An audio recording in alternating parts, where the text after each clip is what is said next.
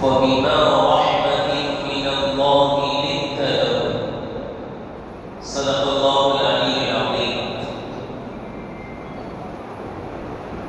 அளவற்ற அருளாளன் நிகரற்ற அன்புடையோனாகிய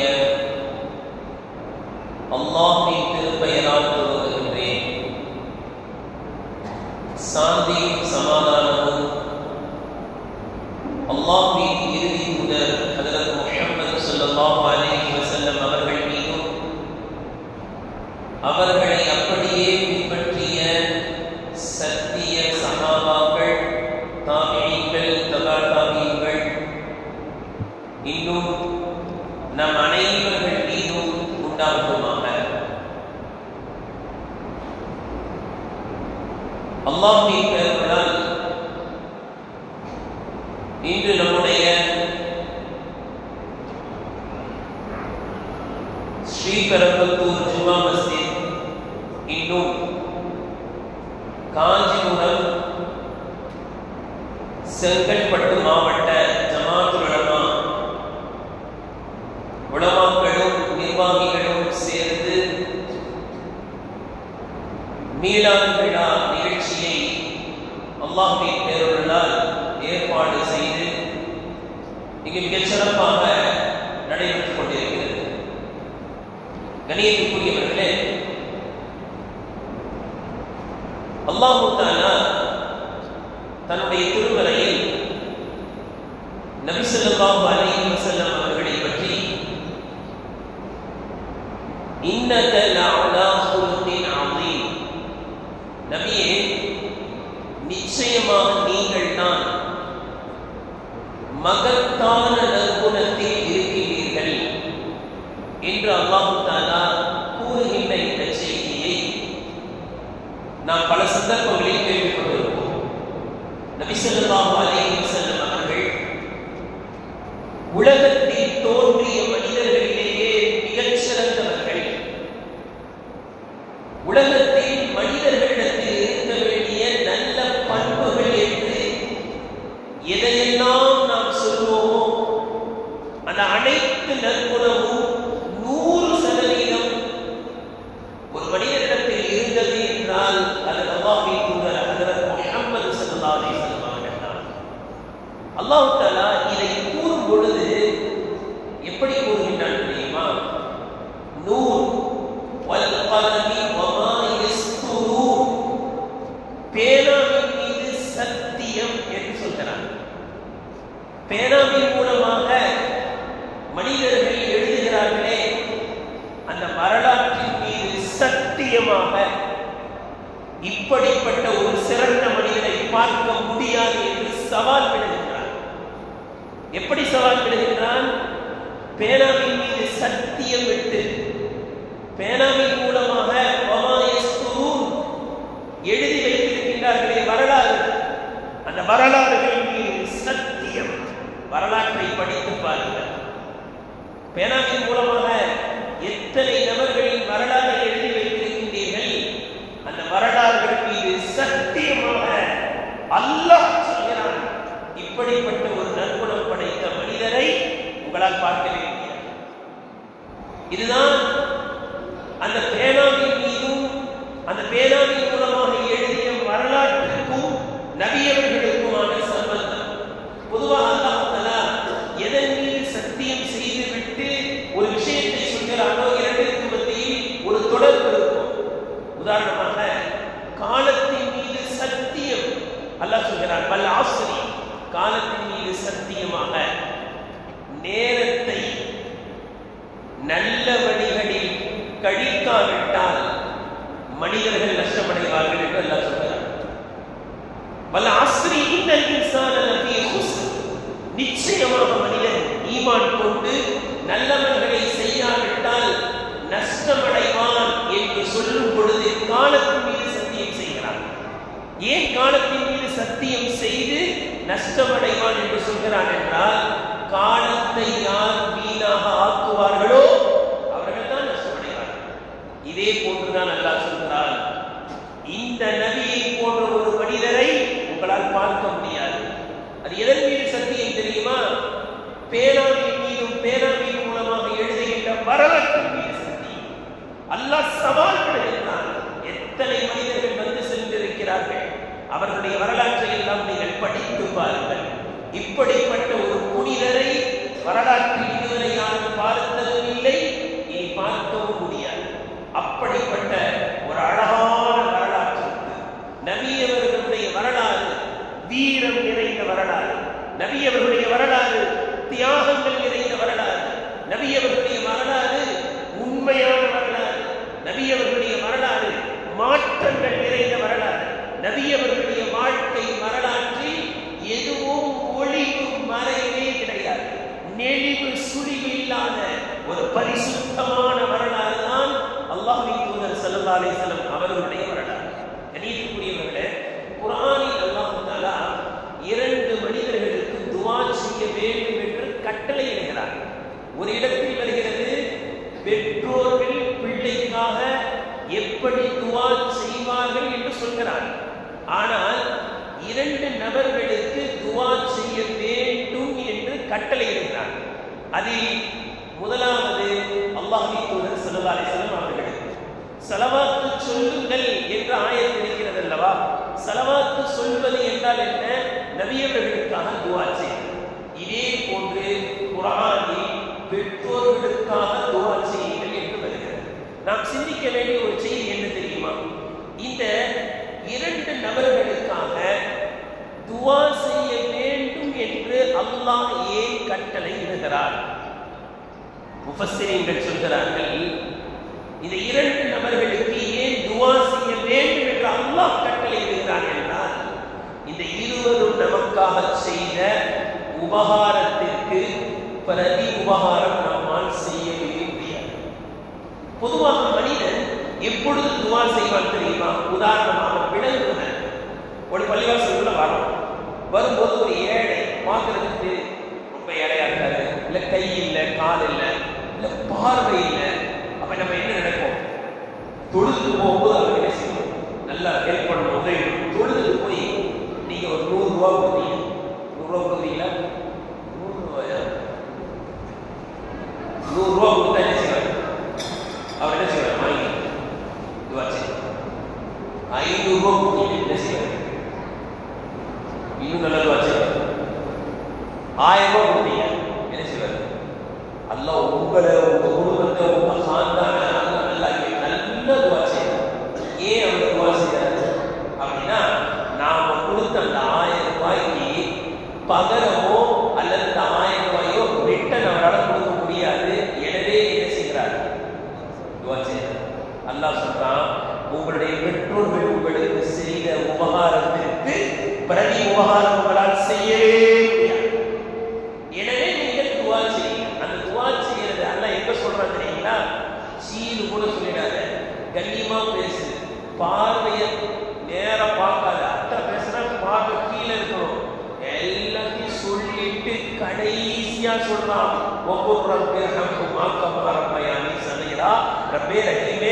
நான் சிறு பிள்ளையாக இருக்கும் பொழுது என்னை எப்படி எல்லாம் என்னுடைய பெற்றோர்கள் பார்த்தார்களோ அப்படி நீ அவர்கள் மீது கருணை காட்டு என்று துஆ செய்யலாம்.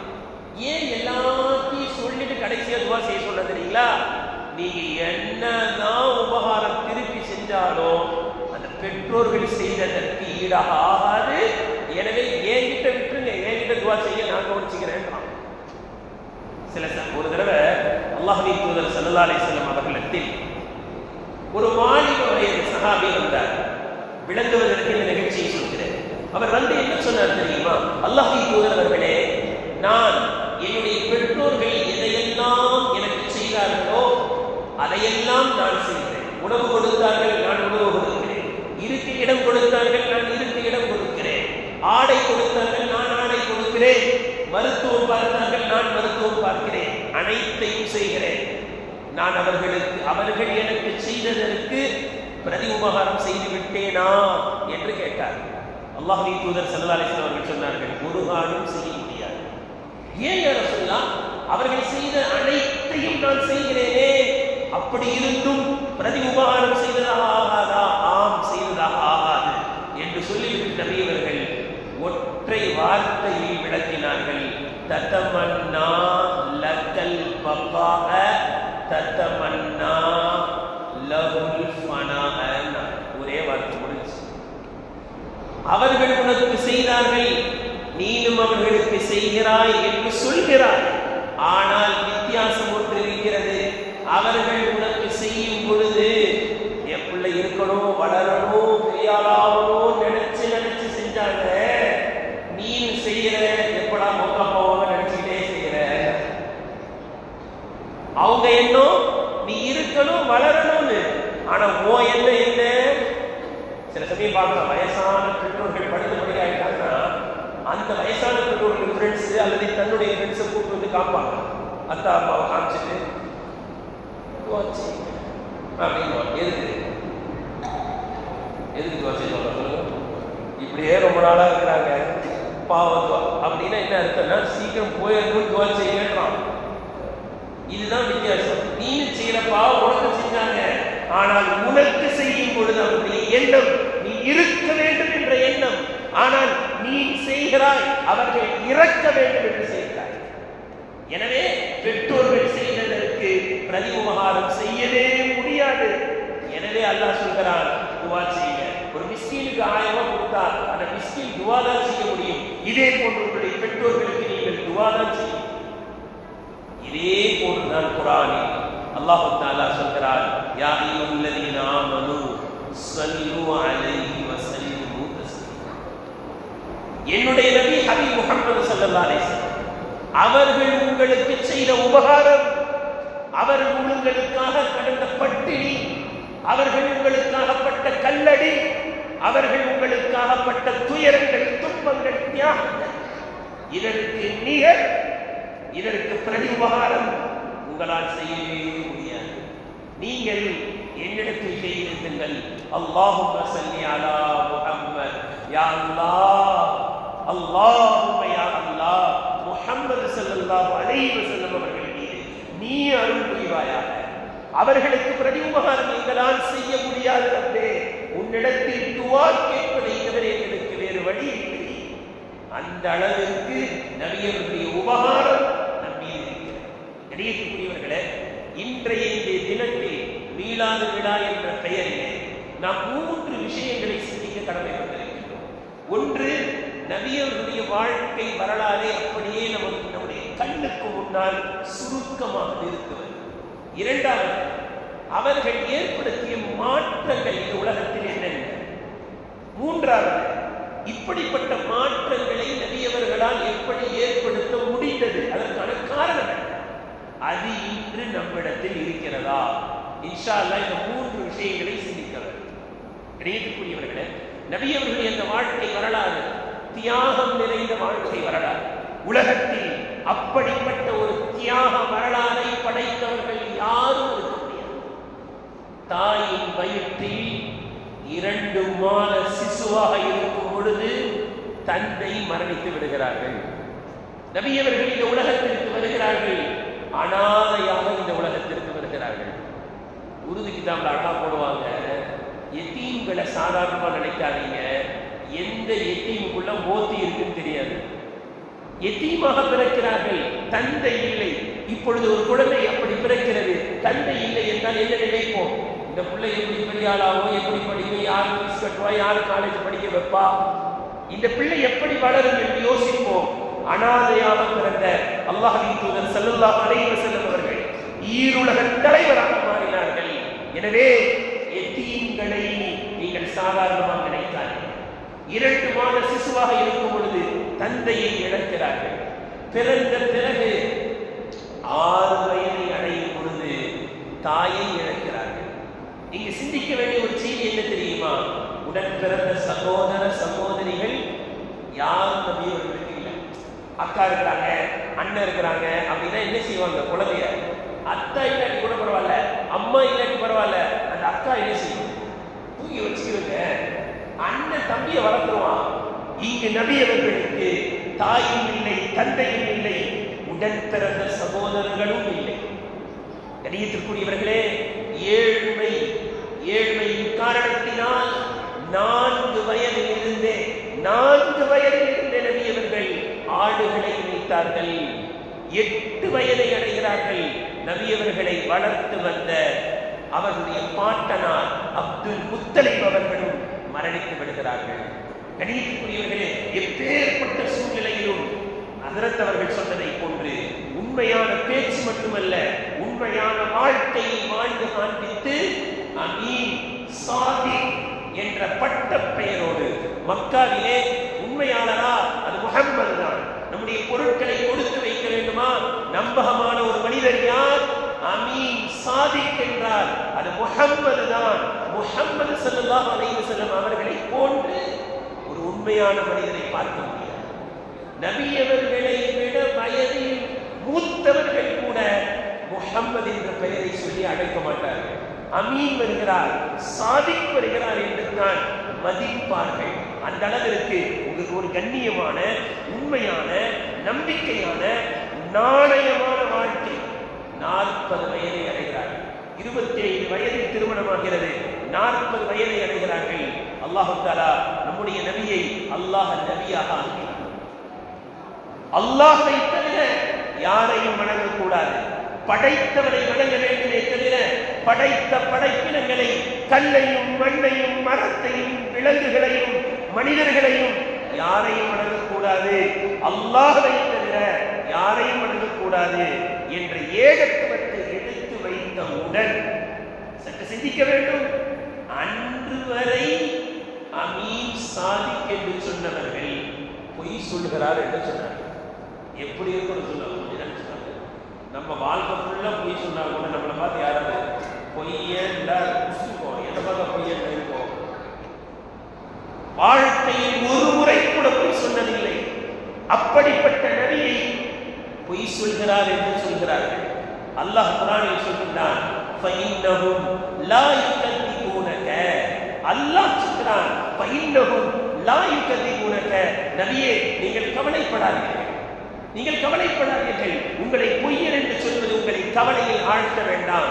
நிச்சயமாக அல்லாஹ் சொல்கிறான், ஃபஇன்னஹும், நிச்சயமாக நான் சொல்கிறேன், அல்லாஹ் சொல்கிறான், நான் சொல்கிறேன், அவர்கள் உம்மை பொய்யர் என்று கூறவே இல்லை.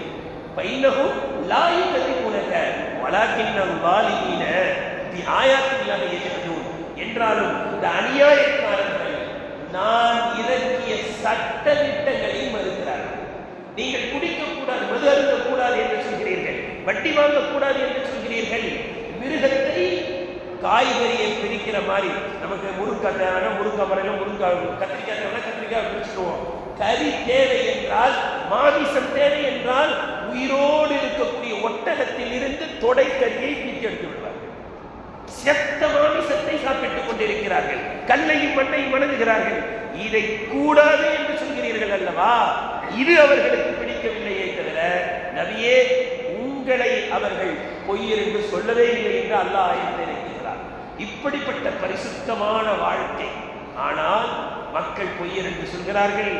நாடு கடத்தி ஷுஅபே அபீ தாலிப் என்று அந்த மக்காவை விட்டு ஒதுக்கி வைக்கிறார்கள். 3 ஆண்டு ஒதுக்கி வைக்கிறார்கள். தமிழில் சொல்வார்கள் பகிஷ்கரிப்பு என்று சொல்வார்கள். எந்த அளவிற்கு என்றால், பெண் கொடுக்கக்கூடாது, பெண் வாங்கக்கூடாது என்பதெல்லாம் அல்ல, அதையெல்லாம் தாண்டி உணவுப் பொருளை இருக்கக்கூடாது, வாங்கக்கூடாது. எந்த அளவிற்கு என்றால், வெளியில் இருந்து கோதுமையில் இருக்கக்கூடியவர்கள் வந்தால் அந்த இடத்துக்கு போறதுக்கு முன்னாடி நாமளே எல்லாத்தையும் வாங்கிடணும். ஒப்பந்தம். நாம வாங்காம விட்டாலும் கோதுமை எங்க போகும்? அங்க போகும். வியாபாரிகள் வந்தால் இங்கே வாங்கி முடித்து விடுவார்கள். சுருக்கமாக சொன்னால், முஸ்லிம்கள் என்றால் பச்சை தண்ணீரை கூட கொடுக்கக்கூடாது என்ற ஒப்பந்தம். 3 ஆண்டு. அந்த 3 ஆண்டு ஒப்பந்தங்கள் எப்படிப்பட்ட துயரங்கள் தெரியுமா? சஹாபாக்கள் இலையையும் மரத்தின் இலையை சாப்பிட்ட காரணத்தினால் பசியில் அவர்களுடைய மலம் கூட ஆட்டு குடுக்கையை கொண்டு சென்றது.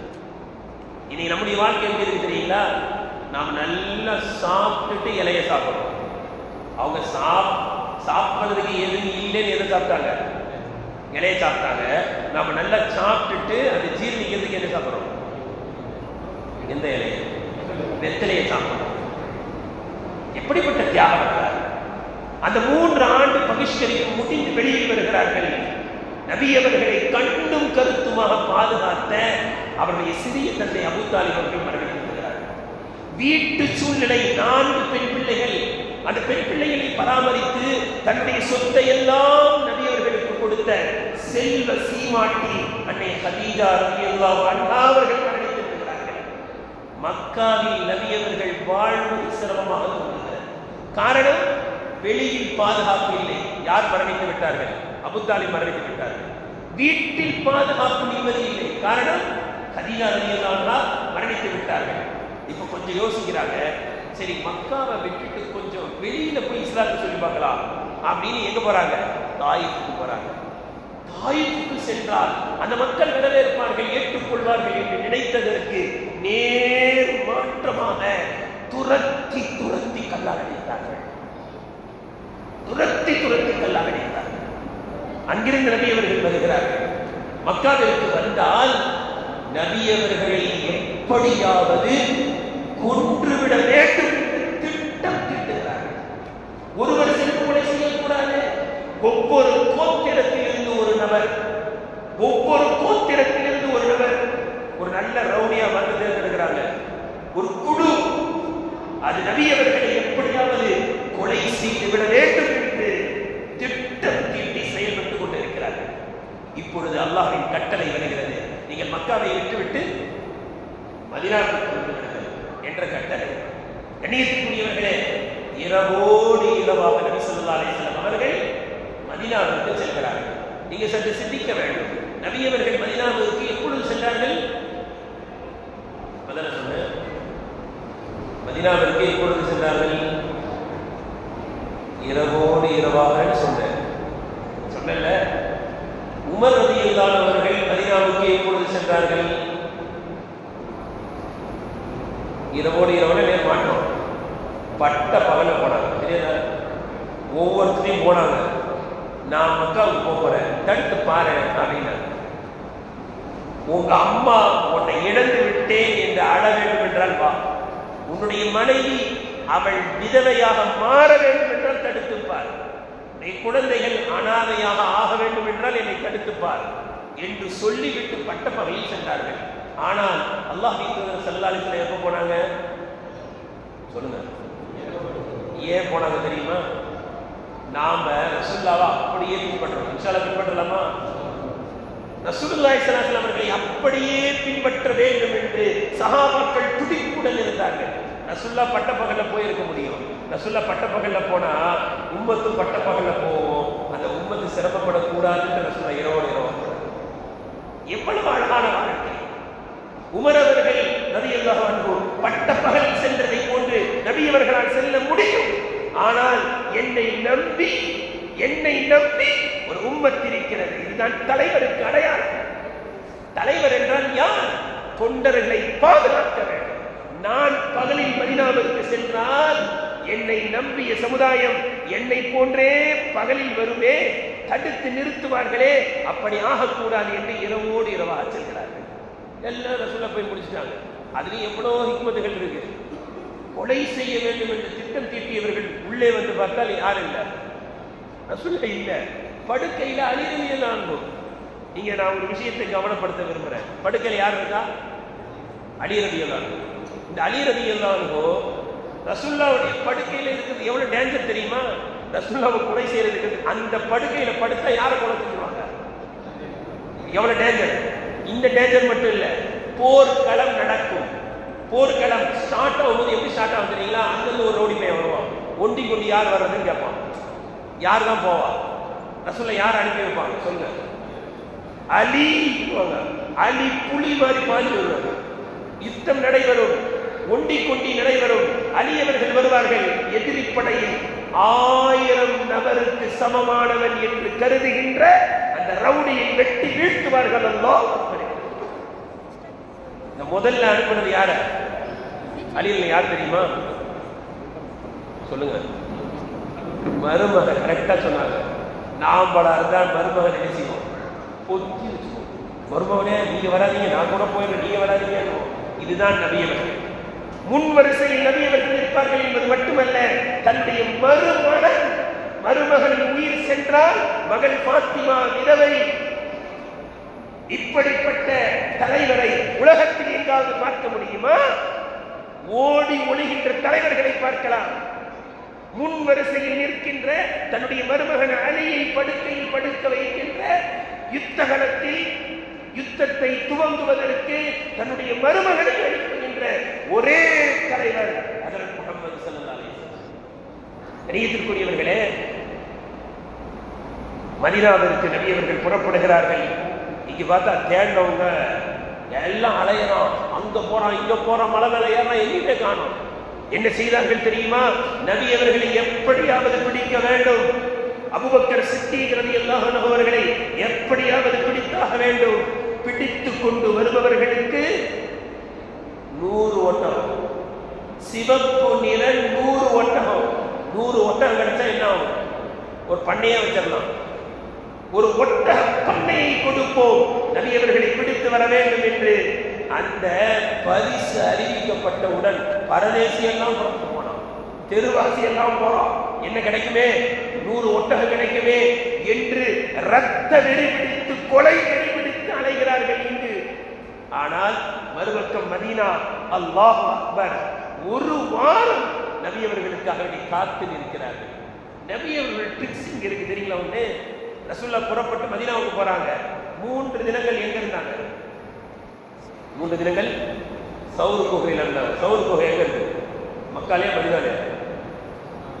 மக்கால தான் இருக்கு. இதுதான் நபி ஒரு ட்ரிக்ஸ். அதாவது டக்குனு போய் எங்க ஒண்ணாங்க?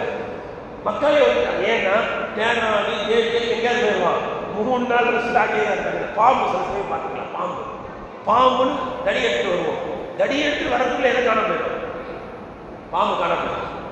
கொம்பு எடுத்துட்டு கொஞ்சம் தேடி தேடி தேடி தேடி எங்கேயோ போயிடுவாரு. ஆனா பாம்பு எங்கதான் இருக்கும்? அங்கேயே பக்கத்துல. இந்த ட்ரிக்ஸ் நமக்கு எங்கேயாவது தேடிக்கு போயிடும். இதே போல ரசூலுல்லாஹி ஸல்லல்லாஹு அலைஹி வஸல்லம் அவர்கள் மக்காவிற்குள்ள 3 நாள் தங்கிவிட்டு அதற்கு பிறகு புறப்பட்டு செல்கிறார்கள். 7 தினங்கள் ஆகிறது.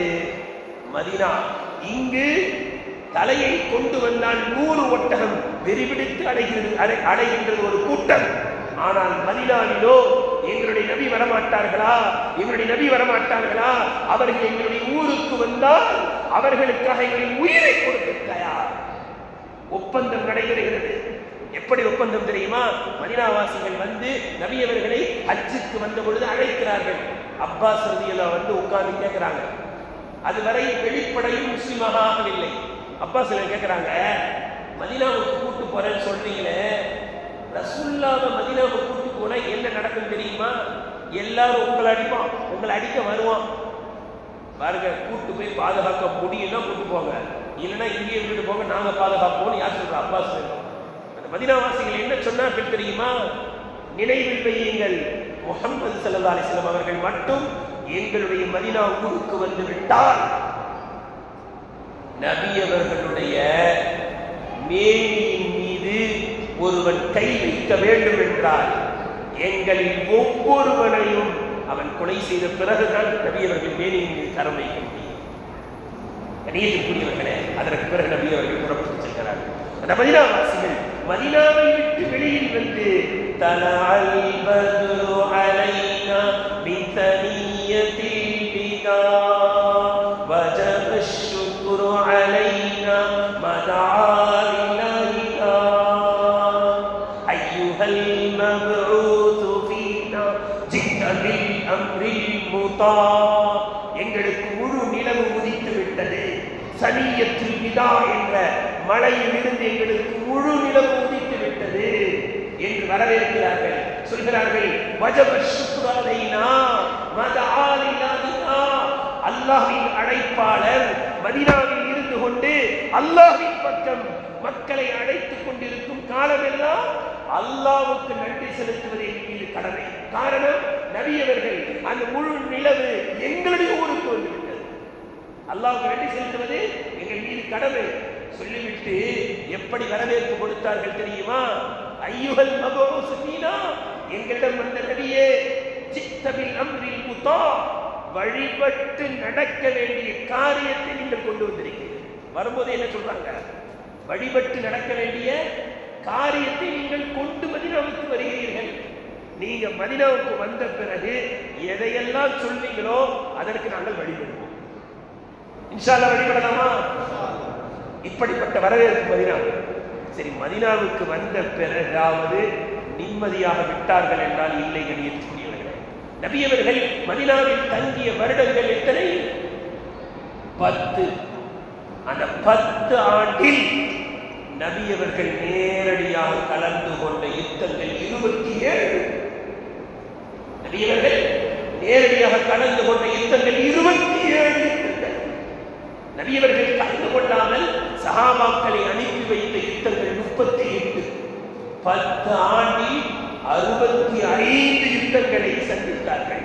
உஹத், பத்ர், உஹத், கைபர், கந்தக், ஹுனைன், இப்படியாக வரிசையாக யூதர்களை எதிர்த்து போரிட்ட 4 யுத்தங்கள். மொத்தம் 65 யுத்த களங்களை 10 ஆண்டில் சந்தித்தார்கள் என்றால் அவருடைய வாழ்க்கை வரலாறு எப்படிப்பட்டது? இவ்வளவு பெரிய தியாகம். சரி, குடும்ப சூழ்நிலை எப்படி தெரியுமா? பிறந்த ஆண் குழந்தைகளை எல்லாம் சிறு வயதிலே இறந்து விடுகிறார்கள்.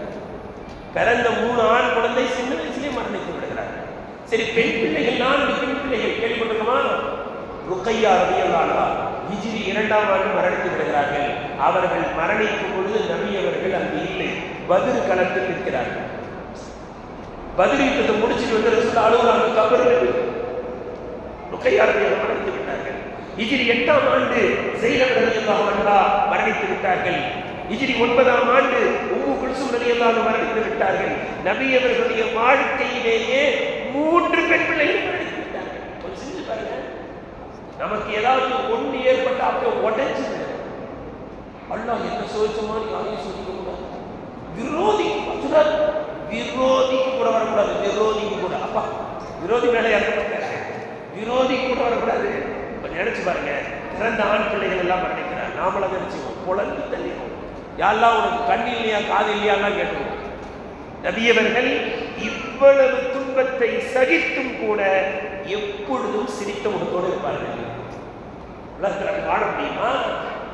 கணியத்துக்குரியவர்களே, இங்கு நாம் ஒன்று சிந்திக்க வேண்டும். என்ன தெரியுமா? இப்படிப்பட்ட தியாகங்கள் தான் மனிதனை வளர்ச்சி அடைய செய்யும். சுகங்கள் மனிதனை தூங்க வைத்துவிடும். சுகங்கள் மனிதனை தூங்க வைத்துவிடும். தியாகங்களும் உயிர் தியாகங்களும் எழுச்சியை உண்டாக்கும். கஷ்டங்கள் மனிதனை உயர்த்தும். நபியவர்கள் உயர்ந்தார்கள். எந்த அளவிற்கு தெரியுமா? நான் சுருக்கமாக சில மாற்றங்களை சொல்கிறேன். நமக்கெல்லாம் தெரியும், யாராவது மௌத்தா போயிட்டா அவரை பத்தி ஏதாவது பேசலாமா? சொல்லுங்க. அவரை பத்தி பேசக்கூடாது இல்லையா? பேசக்கூடாதுன்னு யார் சொல்லியிருக்காங்க? சொல்லிட்டு பேச ஆரம்பிப்பாங்க. மூத்த பணத்தை பற்றி பேசக்கூடாது, வாய போது வாய போட மாட்டான். ஆனா அந்த ஹதீஸை சொல்லும் போதே நம்ம விலைக்கெல்லாம் பேச போறாங்க. எவ்வளவு தைரியம் பாருங்க, ஹதீஸை சொல்லி பேசலாம்.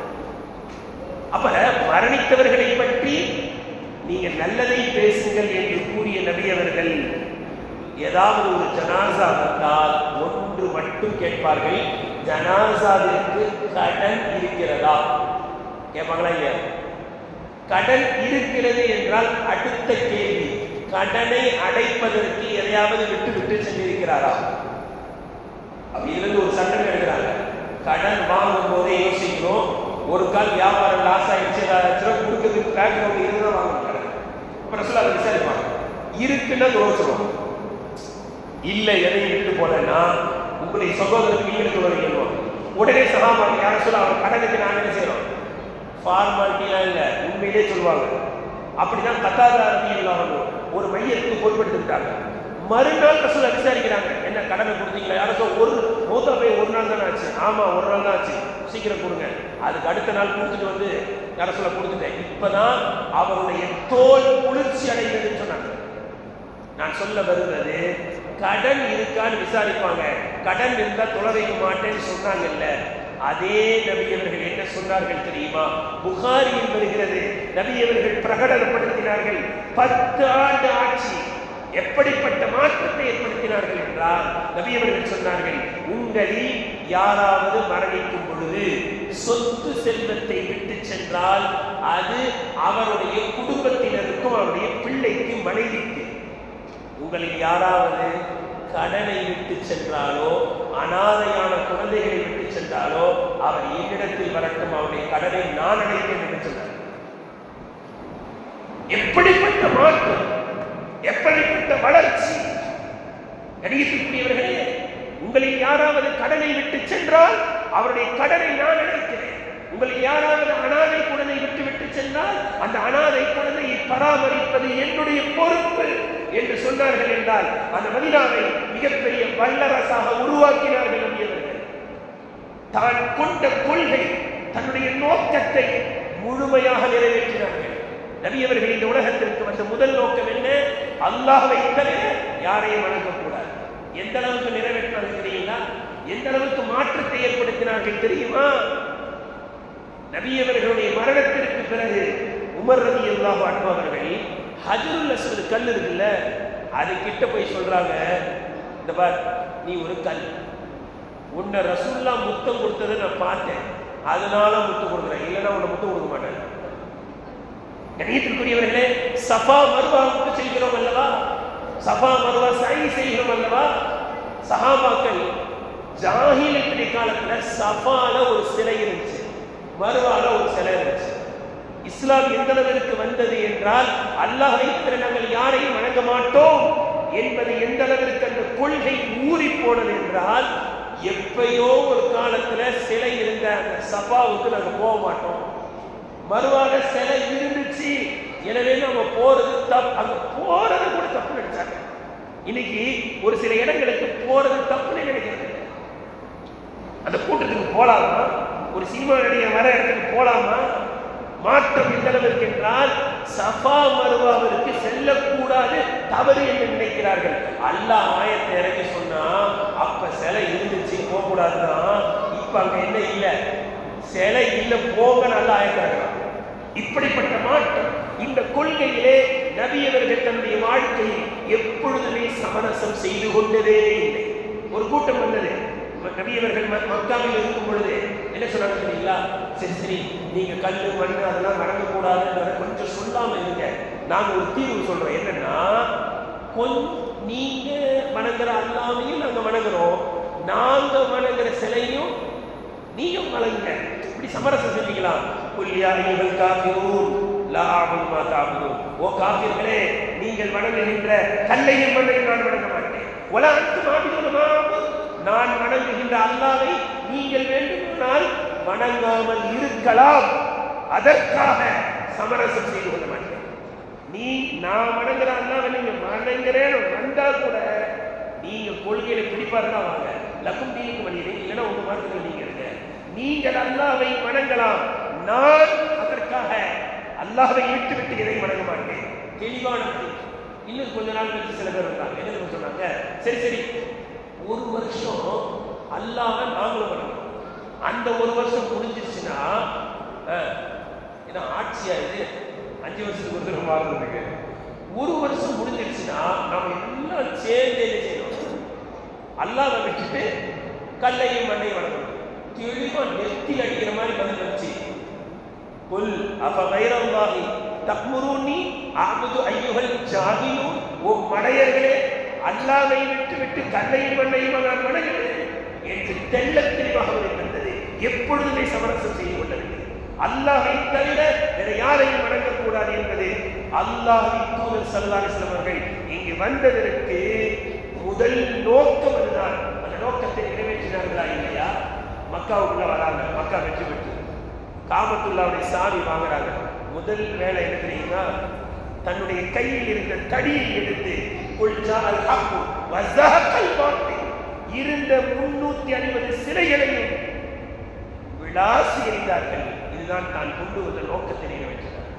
இதே போன்று ஜாதி, மேல் ஜாதி கீழ் ஜாதி என்பதெல்லாம் கிடையாது. கடைசி ஹஜ்ஜிலே அறிவிப்பு செய்தார்கள், ஓ மக்களே, ஓ மக்களே, உங்களை படைத்த ரப்பு ஒருவன், உங்களுடைய தாய் தந்தையர்கள் ஒருவர் தான். சிவப்பு நிறத்தில் இருப்பவனுக்கு கருப்பாக இருப்பவனை விட எந்த அந்தஸ்தும் கிடையாது. கருப்பாக இருப்பவனுக்கு சிவப்பாக இருப்பவனை விட எந்த அந்தஸ்தும் கிடையாது. அரபி பேசுபவர்களுக்கு அரபி பேசாதவர்களை விட எந்த அந்தஸ்தும் கிடையாது. காபத்துல்லாவிற்குள் செல்கிறார்கள், காபத்துல்லாவிற்குள் செல்கிறார்கள். யார் யாரோ நினைக்கிறார்கள், உயர்ந்த குலத்தில் பிறந்தவர்கள் நினைக்கிறார்கள், சக்கச்சவேர் என்று இருப்பவர்கள் நினைக்கிறார்கள். நபியவர்கள் என்னை அழைத்துக் கொண்டு செல்ல மாட்டார்களா என்று நினைக்கும் பொழுது நபியவர்கள் கேட்டார்கள், ஐன பிலால், ஐன பிலால், ஓ அந்த பிலால் எங்கே, பிலால் எங்கே? கருப்பு நிற அடிமையை அழைத்துக் கொண்டு சென்றார்களே. இது நபியவர்களுடைய வாழ்க்கையின் லட்சியம். மனிதர்களுக்கு மத்தியில் ஏற்றத்தால் இதே போன்று மதுவை ஒழித்தார்கள். எந்த அளவுக்கு தெரியுமா? மதுவை எந்த அளவுக்கு ஒழித்தார்கள் தெரியுமா? மதுவை கொட்டினார்கள் என்பது மட்டுமல்ல சஹாபாக்கள்.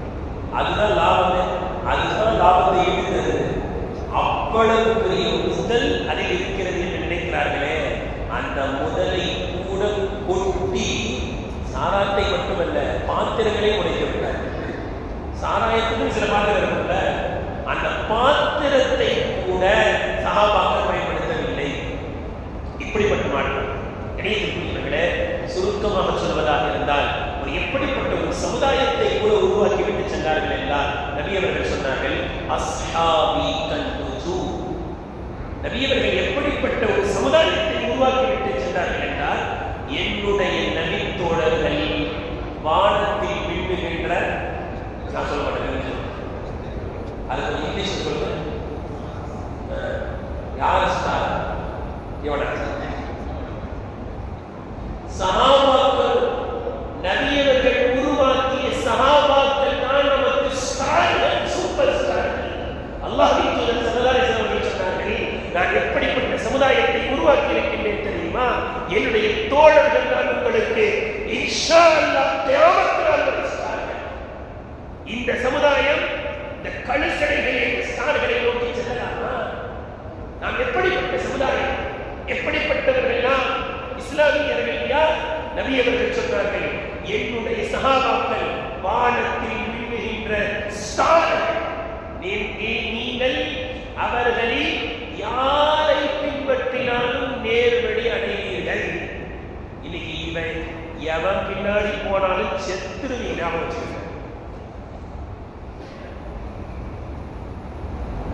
இப்பவே 40 பேர் மேல செத்துட்டாங்க. எண்ணிக்கக்கூடியவர்கள் எப்படிப்பட்ட சமுதாயம், இப்படிப்பட்ட பெரும் மாற்றத்தை ஏற்படுத்தினார்களே. இதுதான் 3வது விஷயம். இதற்கு என்ன காரணம்? இவ்வளவு பெரிய மாற்றத்தை நபியவர்களால் எப்படி ஏற்படுத்த முடிந்தது என்றால் தனி மனித வாழ்க்கை ஒழுக்கம்தான் இப்படிப்பட்ட மாற்றத்தை சமுதாயத்தில் நபியவர்களால் ஏற்படுத்த முடிந்தது. தனி மனித வாழ்க்கை ஒழுக்கம். நபியவர்களுடைய வாழ்க்கை எவ்வளவு பரிசுத்தமானது தெரியுமா? ஒற்றை வரியில் சொல்லி முடிக்கலாம். நபி அவர்கள் என்ன சொன்னார்கள் தெரியுமா? பல்கிஹு அன்னி வலவ் ஆயா.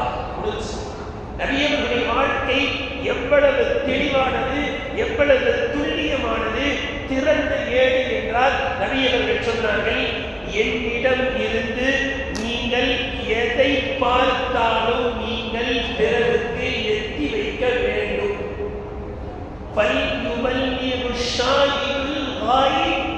என்னை பார்த்தவர்கள், என்னிடத்தில் பேசியவர்கள், என்னிடத்தில் பழகியவர்கள், என்னை பற்றி என்னை பார்க்காதவர்களுக்கு நீங்கள் சென்று சொல்ல வேண்டும்.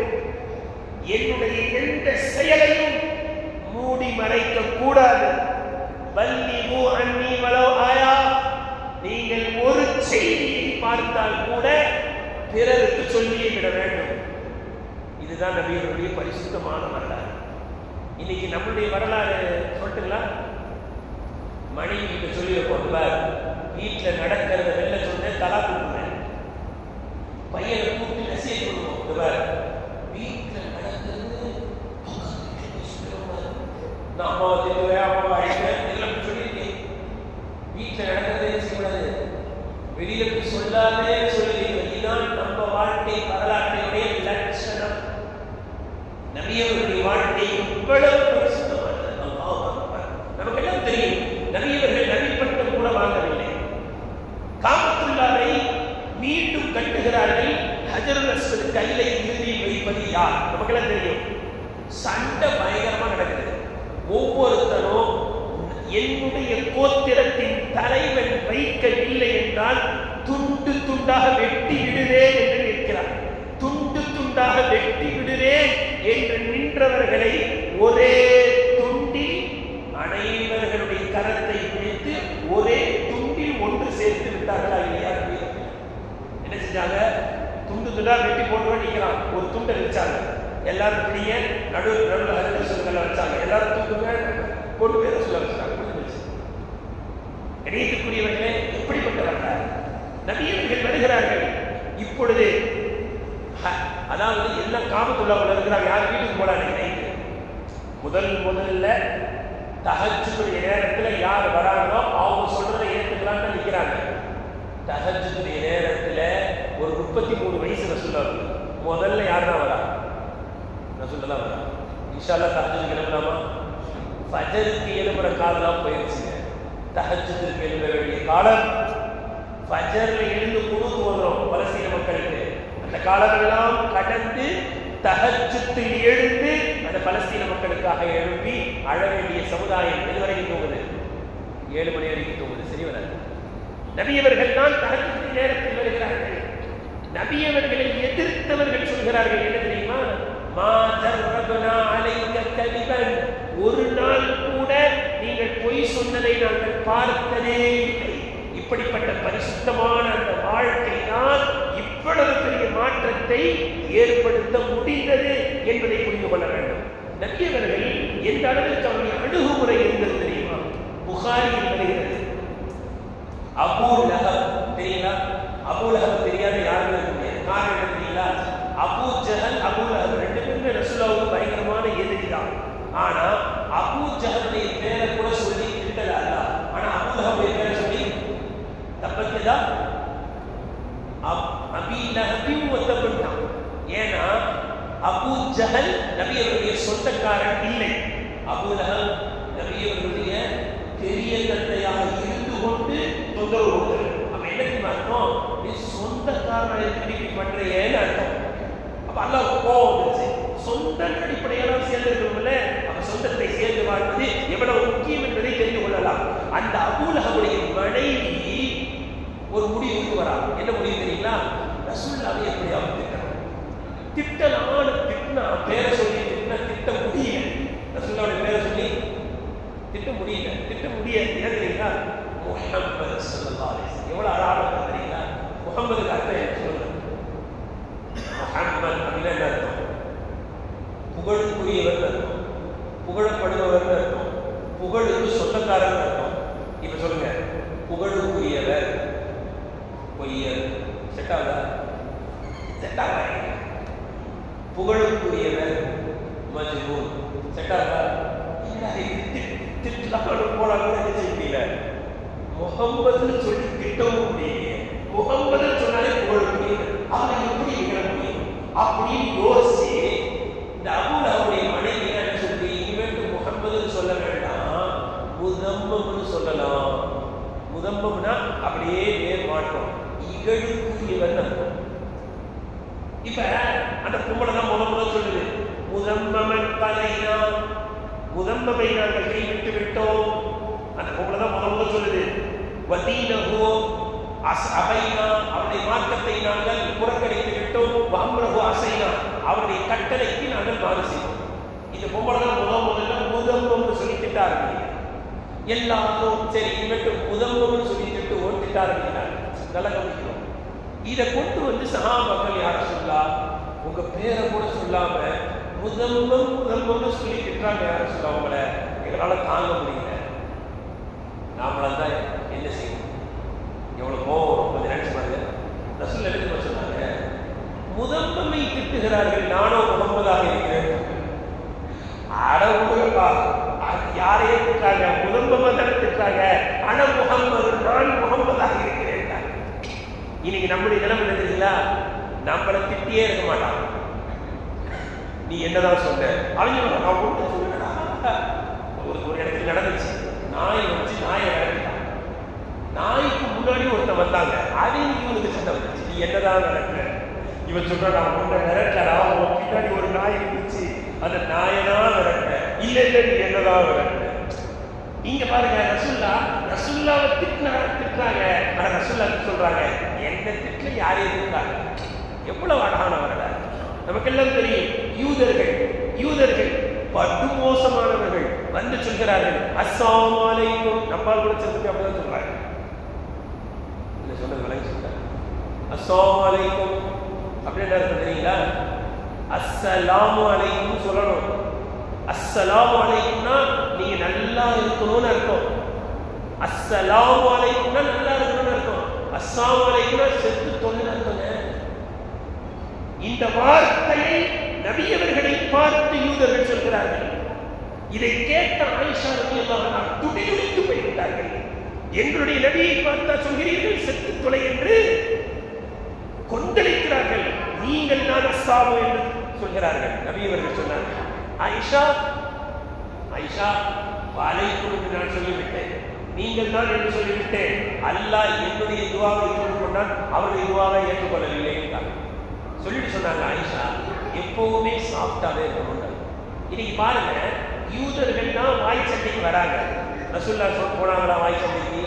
யூதர்கள் தான் சண்டைக்கு வராங்க. ரசூலுல்லாஹ் சண்டைக்கு போனாங்களா? ரசூலுல்லாஹ் சொல்ல ஆயிஷா விட்டுட்டாங்க. இன்னைக்கு நம்மளுடைய நிலைமை என்ன தெரியுங்களா? வாயை கலருவா பாருங்க. ஒரு வார்த்தை போட்டு என்ன சொல்றான், வாய் சண்டைக்கு வாய்ப்பை தேடிக்கொண்டே இருக்கின்றன. சிந்திக்க வேண்டாமா? வாய் சண்டைக்கு வந்தவர்களிடத்தில் கூட நபி அவர்கள் சண்டைக்கு செல்லவில்லையே. இதுதான் நபி அவர்களுடைய வரலாறு. நபியத்திற்குரியவர்கள் நமக்கெல்லாம் ஒரு வரலாறு தெரியும். உஹது யுத்தம் எப்படிப்பட்ட யுத்தம் தெரியுமா? அல்லாஹு அக்பர். நபி அவர்களுடைய பல் ஷஹீதானது. ஒருவன் இப்னு ஷிஹாப் என்பவன் கருங்கல்லை எடுத்து அடித்தான். நபி அவர்களுடைய வலது கீழ் பல்லு உடைந்தது மட்டுமல்ல, இடது உதடு கிழிந்து தொங்கியது. நபி அவர்களுடைய புருவம் கிழிந்து விட்டது. நபி அவர்களுடைய தலையின் மீது இருந்த இரும்பு தொப்பியை நபி அவர்களுடைய தலையின் மீதே வைத்து அடித்து அடித்து உடைத்து விட்டார்கள். அந்த இரும்பு தொப்பியில் இருந்த ஆணி நபி அவர்களுடைய தலையில் குத்திவிட்டது. கணியத்திற்குரியவர்களே, இப்னு கமிஆ என்பவன் வாளால் நபி அவர்களை ஓங்கி ஓங்கி புஜத்திலே வெட்டினான். வெட்டும் பொழுது சொன்னான், நான் இப்னு கமிஆ வெட்டுகிறேன், வாங்கிக்கொள் வாங்கிக்கொள் என்று சொல்லி சொல்லி வெட்டினான். நபி அவர்கள் 2 கவச ஆடை உடுத்திய காரணத்தினால் வெட்டு காயம் படவில்லையே தவிர தோல் புஜத்தில் கொடுமையான வலி. ஒருவர் தோண்டி வைத்திருந்த பள்ளத்தில் நபி அவர்கள் விழுந்து விட்டார்கள். முட்டியில் அடி. நபி அவர்கள் மயக்கமுற்று விட்டார்கள். அலி ரலியல்லாஹு அவர்கள் கேடயத்தை திருப்பி போட்டு அதில் தண்ணீர் கொண்டு வந்து நபி அவர்களை படுக்க வைத்து தண்ணீர் தெளித்து மயக்கத்தை தெளிய வைக்கிறார்கள். நபி அவர்களால் உஹது களத்திலிருந்து சரிவர நடந்து செல்ல முடியவில்லை. கொஞ்சம் நோட்டி நோட்டி நடக்கிறார்கள். ஹம்ஸா ரலியல்லாஹு அன்ஹு சிங்கம், அல்லாஹ்வின் சிங்கம், கண்டம் துண்டமாக வெட்டப்பட்டார் உஹது களத்தில். எப்படி வெட்டப்பட்டார்கள் தெரியுமா? எப்பொழுது வெட்டப்பட்டார்கள் தெரியுமா? ஹம்ஸா ரலி யார் தெரியுமா? நாம் எங்க நாம் பெருக்கும்போது கூட ஒரு தொடர்பு தான் பெருக்கிறோம். யுத்த களத்திலே எல்லோரும் ஒரு கையிலே வாளை வீசுவார்கள். ஹம்ஸா ரலி அல்லாஹ் மட்டும் 2 கையில் வாளை வீசுவார்கள். நாம் எல்லாம் நோஞ்சான பார்த்தா அவன் அடிக்கலாம் நினைப்போம். ஹம்ஸா ரலி அல்லாஹ் அன்ஹா எவன் ரொம்ப துடித்து மொரடாங்கன்னா அவனை பார்த்துக்குவான். மொரடனை நோக்கி செல்வார்களை தவிர ஹம்ஸா ரலியல்லாஹு அவர்களுக்கு முன்னால் ஒருவன் கூட வர முடியாது. வந்தால் தலை சென்று விடும். வஹ்ஷி அவர் அந்த நேரத்தில் பிறகு முஸ்லிமாகி விட்டார். ஒளிந்து கொண்டு தான் ஈட்டியை வீசினார். அப்படி வீசுவதற்கு முன்பாக 30 பாருங்க, உஹதுல எதிரி படையில 37 பேர் கொல்லப்பட்டார்கள். எதிரி படையில எத்தனை பேர் கொல்லப்பட்டாங்க? 30. அதுல 31 பேரை கொலை செஞ்சது யாருதான்? ஹம்ஸா ரலியல்லாஹு. அதற்கு பிறகுதான் ஷஹீதானார். உயிரோடு இருக்கிற வரைக்கும் கிட்ட வர்றதுக்கு பயந்தவெல்லாம் சரிந்த பிறகு வந்து கண்டந்துமாக வெட்டுகிறார். ரசூலுல்லாஹ் பார்த்து அழுதுன்னு சொன்னாங்க, அவர்களுடைய சகோதரி சஃபியா வருத்தப்பட மாட்டாங்கதா அப்படியே விட்டுலாம் போல எடுத்து ஜனாசை எடுத்து எப்படி அடக்கம் பண்றதுன்னு யோசிச்சாங்க. அந்த அளவுக்கு கண்டந்துமாக. நான் இதையெல்லாம் சொல்ல வருவதற்கு காரணம் என்ன தெரியுமா? இப்படிப்பட்ட துக்கம் இதெல்லாம் எதனால ஏற்பட்டுச்சு சொல்லுங்க. இவ்வளவு பெரிய நஷ்டம் எதனால ஏற்பட்டுச்சு அப்படின்னா, ஒரு சின்ன மலை கொண்டு உஹதுக்கு ஊராக ஹஜ்ஜுக்கு போவதெல்லாம் கொண்டு போய் காப்பாங்க. ஒரு சின்ன மலை கொண்டு, அந்த மலை கொண்டின் மீது 40 அம்பு எறிகின்ற வீரர்களை நிறுத்தி வைத்து விட்டு சொன்னார்கள், இங்க இறங்கி வரவே கூடாது. எந்த அளவுக்கு சொன்னாங்க தெரியுங்களா? வரக்கூடாதுன்னு. வெற்றி ஏற்பட்டாலும் வரக்கூடாது, தோல்வி ஏற்பட்டாலும் வரக்கூடாது.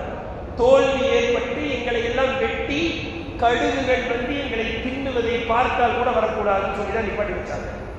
அவ்வளவு ஸ்ட்ராங்கா நிப்பாட்டி வச்சும் கூட யார் இறங்கி வந்துட்டாங்க? அந்த 40 பேர் இறங்கி வந்துட்டாங்க இல்லையா? அவர்கள் இறங்கி வந்ததினால்தான் இவ்வளவு கை சேதங்கள் ஏற்பட்டுச்சு. இதெல்லாம் நாம வந்து நீங்க உஹதுக்கு போனா கூட இப்படிதான் பயன் பண்ணுவாங்க. 40 பேர் ரசூல் அடிக்க வச்சாங்க. அவங்க மட்டும் இறங்கி வரலன்னா இப்படி ஏற்பட்டிருக்காது. அவங்க இறங்கி வந்ததுனாலதான் இப்படி ஆயிடுச்சு. நாமெல்லாம் பயான்ல பேசுறோம். ஆனால் நபி ஸல்லல்லாஹு அலைஹி வஸல்லம் அவர்கள் இவ்வளவு காயங்கள் ஏற்பட்ட பிறகு கூட அந்த 40 நபர்களில் ஒருவரை கூட அழைத்து நான் நிக்க வச்ச இடத்துல ஏன் நிக்காம இறங்கி வந்தீங்கன்னு கேட்கவே இல்லை. இதுதான் சொல்றாங்க. ஒரு நபரை கூட கொண்டு கேட்கல. காரணம் தெரியுங்களா? இறங்கி வந்தவர்களும் காயப்பட்டார்கள். இறங்கி வந்தவர்களில் பல நபர்கள் ஷஹீதாகிவிட்டார்கள். பல நபர்கள் உயிர் சென்று விட்டது. அதையெல்லாம் நபியவர்கள் உணர்கிறார்கள். காயம் எனக்கு மட்டுமல்ல, என்னை தொண்டர்களுக்கும் காயம். தொண்டர்களுக்கு காயம் ஏற்பட்டது. தனக்கு ஏற்பட்ட காயம் விரண்டு ஓடக்கூடிய தலைவர்கள் அல்ல. தொண்டருக்கு ஏற்பட்ட காயத்தை தன்னுடைய காயமாக நினைத்த காரணத்தினால் ஒருத்தரை கூட கூப்பிட்டு நான் நிக்க சொன்ன இடத்துல யாப்பா நிக்கலன்னு கேட்கல. அதனாலதான் ஒவ்வொரு யுத்தத்தை முடிச்சுட்டு வரும்போதுதான் எந்த ஆயத்தரவே சரிங்களா? அல்லாஹ்வே சொல்றார், அல்லாஹ்வின் பேரர்களால் நீங்கள் நளினமாக சாஃப்டா நடந்துருக்கீங்க. கரெக்ட் தானே? நாமளாக என்ன செஞ்சிருப்போம்? ஒன்னாலதான்டா நீ ஏன் இறங்கி வந்த அப்படி கேட்கணுமா இல்லையா? இதுக்கு இந்த ஃபபிமா ரஹ்மத்திற்கு தஃப்சீர் ராசியில மா அதுல வருது. ஃபபிமா அந்த மாவுக்கு வந்து கேள்விக்குறி கூட அர்த்தம் இருக்கு. ஆச்சரியமா கேட்போம்ல, அந்த அப்படி வச்சா என்ன தெரியுமா இருக்கும்? அல்லாஹ்வின் எந்த அருளால் நபியே உங்களால் இவ்வளவு நளினமாக நடந்து கொள்ள முடிந்தது அப்படின்னு யார் கேட்கிறார்? இவ்வளவு சாஃப்டா எந்த தலைவரால் நடந்து கொள்ளவே முடியாது. இவ்வளவு சாஃப்டா எப்படி நடந்து கொள்ள முடிகிறது? கடைசியவர்களே, கடைசியாக நான் ஒரே ஒரு சம்பவத்தை சொல்லி முடிக்கிறேன். உதைபியா உடன்படிக்கை, நீண்ட சம்பவத்தை சும்மா ஷார்ட்டா சொல்லுறேன். உதைபியா உடன்படிக்கை தெரியுமில்ல? உம்ராவுக்கு போலான்னு வராங்க. கருத்து நிறுத்திட்டு அந்த அவர்கள் சொன்ன எல்லாத்துக்கும் ஒரு சொல்ல என்ன செய்யறாங்க? சரி சரி சரி செய்ய போறாங்க. இதெல்லாம் நமக்கு தெரியும். அதெல்லாம் பார்த்துட்டு உமரில் வந்து கேட்கிறாங்க, யார சொல்ல உம்ராவுக்கு போவோம்னு சொன்னீங்களா இல்லையா? போலே அப்படின்றதுனால அவங்க சொல்றதெல்லாம் ஏத்துக்கிறோமே அப்படின்ற அந்த மனசு தாங்க முடியாம கேட்கிறாங்க, யார சொல்லா நீங்க உண்மையான நபியா இல்லையா? எப்படிப்பட்ட தலைவரை பார்த்து கேட்கிறார்கள் ஒரு தொண்டர், நீங்க உண்மையான நபியா இல்லையான்னு சொல்லுங்க. ஆம், நான் உண்மையான நபி. அடுத்து கேட்கிறாங்க, நாம உம்ரா செய்வோம்னு சொன்னீங்களா இல்லையா? ஆம், நான் சொன்னேன். ஆனால் இப்பொழுதே உம்ரா செய்வோம் என்று சொல்லவில்லை. எவ்வளவு அழகான சொல்லிட்டு சொல்றாங்க, உமரே இப்பொழுது செய்யாவிட்டாலும் ஒரு நாள் வரும் எஹ்ராம் அணிந்து கொண்டு நீ உம்ரா செய்வீர் அப்படின்றாங்க. இது இவ்வளவு கேட்டது மட்டும் இல்லை, இதே கேள்வியை போய் அம்புக்கள் என்ன கேட்கிறாங்க, உண்மையான நபியா இல்லையா உள்ள கேட்கிறாங்க. ரசூலுல்லாஹ் என்ன கேட்கல, என்னையே எடுத்து கேட்கிற கேள்வி, யார் கேட்கிற கேள்வி நம்மளதான் கேட்போம். என்னையே எடுத்து கேட்கியா? நீ சாதாரண ஒரு தொண்டை இவ்வளவு கேள்வி கேட்கிற வேற இருக்கக்கூடாது. சொல்லவே இல்லை. ரசூலுல்லாஹ் சொன்னாங்க, நான் அல்லாஹ்வின் தூதர், அல்லாஹ் எனக்கு உதவி செய்வான். இப்படிப்பட்ட ஒரு தலைவரை உலகத்தில் எங்கு பார்க்க முடியும்? கடைசிக்குரியவர்களை கடைசியாக மக்கா வெற்றி பெற்று முடிசூடா மன்னராக மக்காவிற்குள் நுழைகிறார்கள். விரட்டியவர்கள், அடிக்க வந்தவர்கள் எல்லோரும் பயந்து கொண்டிருக்கிறார்கள். கொலை செய்ய வேண்டும் என்று துடித்தவர்கள் எல்லாம் பயப்படுகிறார்கள். முகம்மது அவர்கள் வந்துவிட்டார்கள் என்று என்ன செய்வார்களோ தெரியவில்லையே என்று பயப்படும் பொழுது நபி அவர்கள் கேட்கிறார்கள், நான் உங்களிடத்தில் எப்படி நடந்து கொள்வேன் என்று தெரியுமா? அப்ப அவங்கள சொல்றாங்க, நீங்கள் மிகச் சிறந்தவர், சிறந்த முறையில் நடந்து கொள்வீர்கள். ரசூலுல்லாஹ் சொல்றாங்க, யூசுப் அலைஹிஸ்ஸலாம் அவர்கள் தன்னுடைய சகோதரர்களை பார்த்து சொன்ன அதே வார்த்தையை சொல்கிறேன், லா தஸ்ரீப அலைக்கும் அல்யௌம், இன்று உங்களில் யாரையும் நான் பழிக்க மாட்டேன், திட்ட விட மாட்டேன். இதுஹபு ஃபஅன்தும் துலகா, செல்லுங்கள், நீங்கள் மன்னிக்கப்பட்டு விட்டீர்கள். சொல்லிவிட்டு சொன்னார்கள், லா இலாஹ இல்லல்லாஹு வஹ்தஹு வஸதக வஅதஹு வநஸர அப்தஹு வஅஸ்ஸ ஜுந்தஹு வஹஸமல் அஹ்ஸாப வஹதஹு. முடிசூடா மன்னராக எந்த மக்காவை விட்டு விரட்டப்பட்டார்களோ அதே மக்கா, எந்த காபத்துல்லாஹ்வுடைய சாவி உங்களுடைய கையில் கொடுக்க முடியாது என்று சொல்லப்பட்டதோ அந்த காபத்துல்லாஹ்வின் சாவி தன்னுடைய கைவசம் வருகிறது. மக்காவை வெற்றிக் கொள்கிறார்கள்.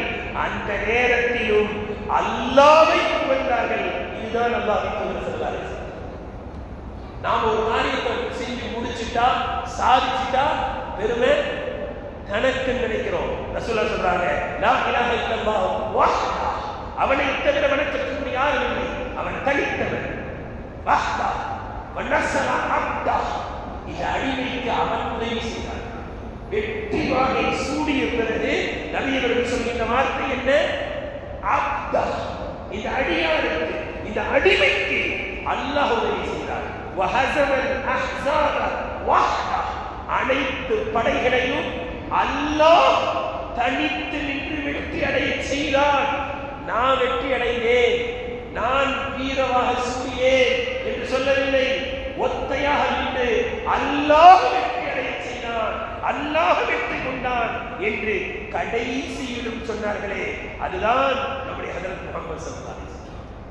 அந்த முஹம்மது ஸல்லல்லாஹு அலைஹி வஸல்லம் அவர்களை பின்பற்ற வேண்டும், அவர்களை பற்றி கேட்க வேண்டும், அவருடைய வாழ்க்கையில் ஒவ்வொரு அங்கத்தையும் பின்பற்ற வேண்டும் என்ற முடிவுகள் எடுப்பதற்கு தான் இந்த கூட்டம். இன்ஷா அல்லாஹ் எடுக்கலாமா? இன்ஷா அல்லாஹ். கடைசியா ஒரே ஒரு சொல்லி முடிச்சிடவா? டைம் ஆயிடுச்சு. நமக்கெல்லாம் ஒரு ஹதீஸ் தெரியும். என்னது? மன் தமஸ்ஸக பி சுன்னதி இந்த ஃபஸாதி உம்மதி ஃபலஹு அஜ்ரு மிஅத்து ஷஹீத்.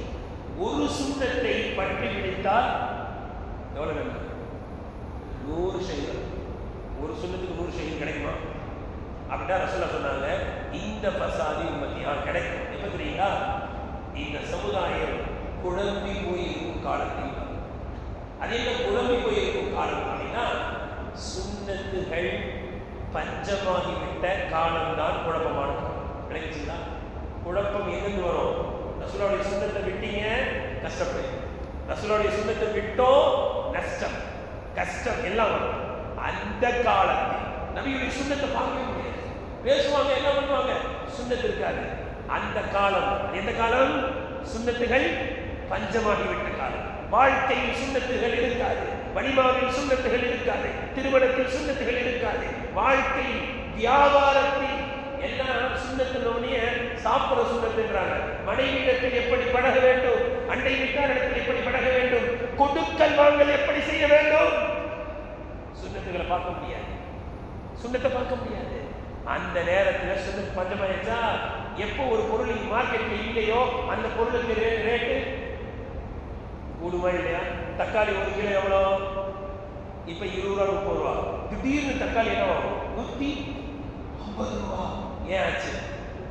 இல்ல, தக்காளி இல்லைன்னா ரேட்டு போடுது. இதே போன்று தான் சுன்னத்துகள் என்று பேசுவார்கள்.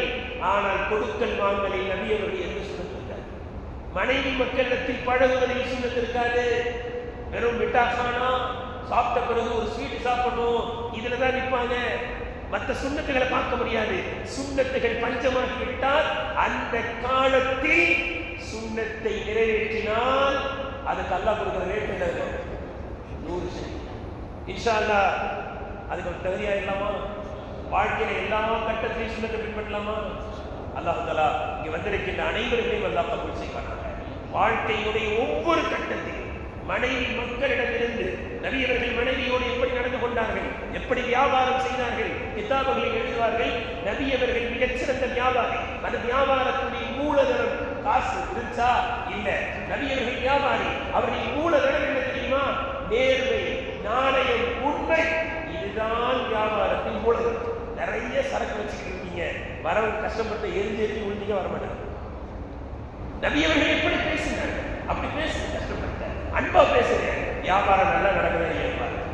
உங்களுடைய வியாபாரத்தில் நபியவர்களை பின்பற்றுங்கள். மனைவியிடத்தில் நீங்கள் சுன்னத்தை பின்பற்றுங்கள். குழந்தைகளை எப்படி வளர்க்க வேண்டும் அப்படி வளருங்கள். வாழ்க்கையில் பரக்கத்தை பார்க்கலாம். அல்லாஹ் தஆலா நாம் ஒவ்வொரு கட்டத்திலும் நபியவர்களுடைய சுன்னத்தை பேணி பாதுகாக்கக்கூடியவர்களாக, பின்பற்றக்கூடியவர்களாக அல்லாஹ் நம்மை ஆக்கி அருள் செய்வானாக. வஆஹிரு தஅவானா அல்ஹம்துலில்லாஹி ரப்பில்